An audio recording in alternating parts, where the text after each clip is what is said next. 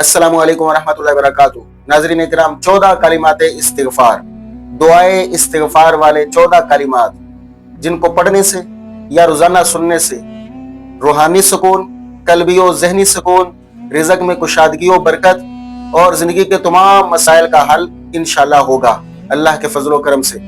ये कलिमात बड़े पावरफुल हैं।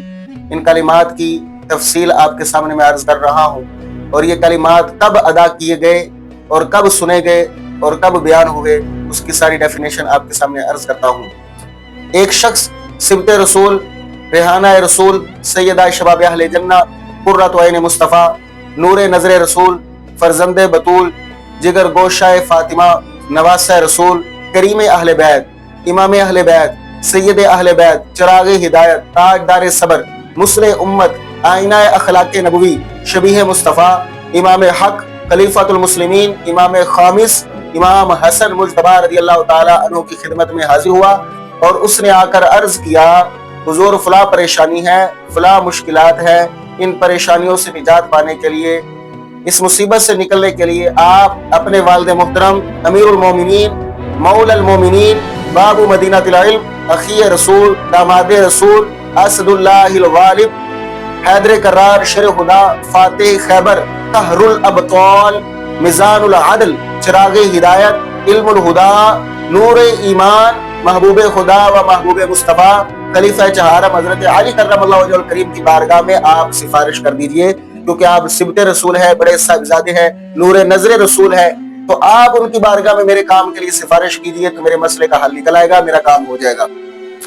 तो सिबत रसूल, नूर नज़र रसूल, इमाम हसन मुज्तबा रज़ियल्लाहु ताला अन्हु ने फरमाया, इस वक्त वालिद मोहतरम मौला कायनात हैदर करार शेर खुदा रज़ियल्लाहु ताला अन्हु आप उस मकाम पर बैठे हैं जहां वो उस वक्त बैठते हैं जब उनको कोई परेशानी, दुख, तकलीफ, मुसीबत, रंजो अलाम का सामना होता है, तो वहां पर उस मकाम पर उस वक्त जाकर बैठते हैं। तो अभी भी वो उसी जगह पर बैठे हुए हैं, तो लिहाजा वो मसरूफ है।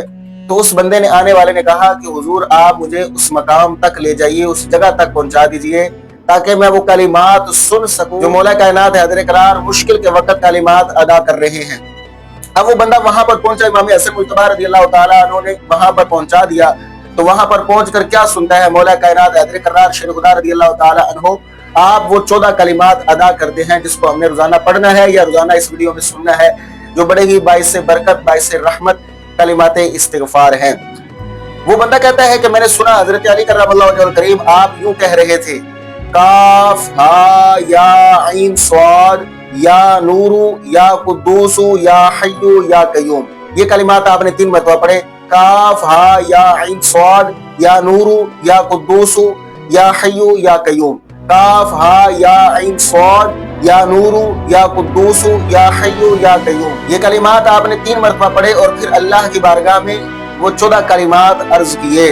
यूं अर्ज किया, अल्लाहुम्मा अग़फ़िर लिया ज़ुनूबा अल्लती तुहिल्लुन निकम, ऐ अल्लाह मेरे वो गुनाह बख्श दे जो मुसीबत डालने वाले हैं, जैसा कि जुल्म, नाइंसाफी और तकब्बुर जैसे गुनाह जो मुसीबत डालते हैं, इज्तिमाई और इनफरादी तौर पर मुसीबत लाते हैं।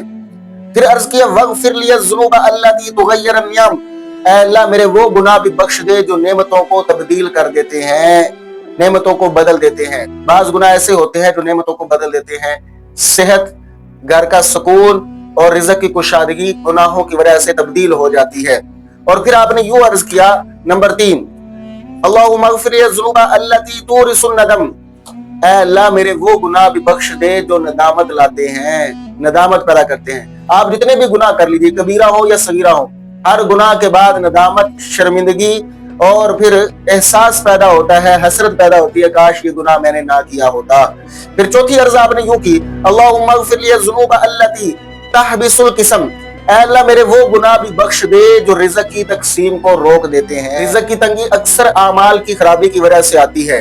नंबर 5 आपने अर्ज की, अल्लाहुम्मा अग़फ़िर लिया ज़ुनूबा अल्लती तहतिकुल इस्म, ऐ अल्लाह मेरे वो गुनाह भी बख्श दे जो इस्मत को तोड़ देते हैं, यानी इफ़्फ़त, इस्मत, पाक दामनी को खत्म कर देते हैं। और फिर अर्ज की 6 नंबर पर, अल्लाहुम्मा अग़फ़िर लिया ज़ुनूबा अल्लती तुनज़िलुल बला, ऐ अल्लाह मेरे वो गुनाह भी बख्श दे जो बला को नाजिल करते हैं, मुसीबतें लाते हैं। बाज बलाएं तंबीह होती हैं ताकि बंदा अल्लाह की बारगाह में रुजू कर सके। نمبر 7 آپ نے عرض کی اللہم اغفر لی الذنوب التی تعجل الفنا، اے اللہ میرے وہ گناہ بھی بخش دے جو فنا کو جلد لانے والے ہیں۔ ایسے گناہ بھی ہوتے ہیں جو انسان کے رزق میں، انسان کی عمر میں، انسان کی عزت اور سکون کو ختم کرنے والے ہوتے ہیں اور انسان جلد فنا کی طرف جا رہا ہوتا ہے، قبر کی طرف جا رہا ہوتا ہے۔ نمبر 8 آپ نے یوں عرض کی اللہم اغفر لی الذنوب التی تذیل الاعداء، اے اللہ میرے وہ گناہ بھی بخش دے جو دشمنوں کو غلبہ دینے والے ہوتے ہیں۔ بعض گناہوں کی وجہ سے انسان مغلوب ہو جاتا ہے اور دشمن غالب ہو جاتا ہے۔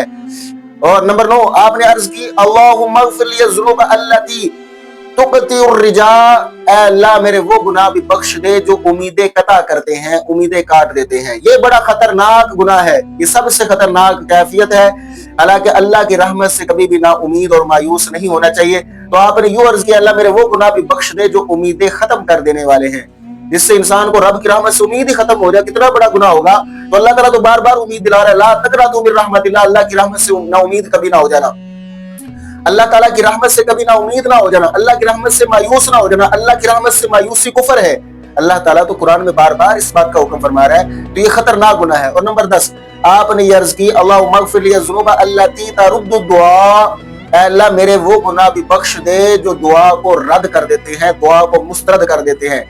بہت سارے ایسے گناہ ہوتے ہیں جس کی وجہ سے دعا قبول نہیں ہوتی، حرام کھانے کی وجہ سے، قطع رحمی کرنے کی وجہ سے، والدین کی نافرمانی کرنے کی وجہ سے انسان کی دعاؤں کی قبولیت کو روک دیا جاتا ہے۔ نمبر 11 آپ نے یوں عرض کی اللہم اغفر لی الذنوب التی تمسک غیث السماء، اے اللہ میرے وہ گناہ بھی بخش دے جو بارش کو روک دیتے ہیں۔ بعض گناہوں کی وجہ سے بارش بھی رک جاتی ہے، اس لیے اللہ تعالیٰ سے ان گناہوں سے بھی معافی مانگنی چاہیے۔ اور نمبر 12 آپ نے یوں عرض کی اللہم اغفر لی الذنوب التی تظلم الہوا، اے اللہ میرے وہ گناہ بھی معاف فرما دے جو ہوا کو تاریک کر دینے والے ہیں۔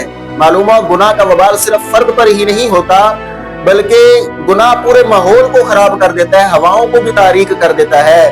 نمبر 13 آپ نے عرض کی اللہم اغفر لی الذنوب التی تکشف الغطاء، اے اللہ میرے وہ گناہ بھی مٹا دے جو پردہ ہٹا دیتے ہیں۔ یعنی بعض وہ گناہ ہوتے ہیں جن سے انسان کی عزت، حیا، اللہ کی حفاظت اٹھ جاتی ہے۔ نمبر 14 آپ نے یوں عرض کی اللہم اغفر لی الذنوب التی تؤلم القلوب، اے اللہ میرے وہ گناہ بھی بخش دے جو دلوں کو دکھ دیتے ہیں۔ ایسے گناہ جن سے لوگوں کے دلوں کو بھی دکھ پہنچتا ہو اور اپنے دل کو بھی دکھ پہنچتا ہو، ان گناہوں کو بھی معاف فرما دے۔ یہ وہ گناہ ہے جو روحانی بے چینی اور دل کی خلش بن جاتے ہیں، اے اللہ وہ بھی گناہ بخش دے جو دلوں کو دکھ پہنچانے والے ہوتے ہیں۔ حضرت علی رضی اللہ تعالیٰ عنہ نے ہمیں یہ سکھایا کہ ہر گناہ کا اثر الگ ہوتا ہے، اس لیے معافی بھی سمجھ کر نام لے کر عاجزی سے مانگنی چاہیے، ہر گناہ کا ذکر کر کے اللہ سے معافی مانگنی چاہیے۔ ناظرین اگر یہ ویڈیو پسند آئی تو ویڈیو کو لائک، کمنٹ، شیئر ضرور کیجیے تاکہ میرے لیے اور آپ سب کے لیے صدقہ جاریہ بن سکے۔ جزاکم اللہ۔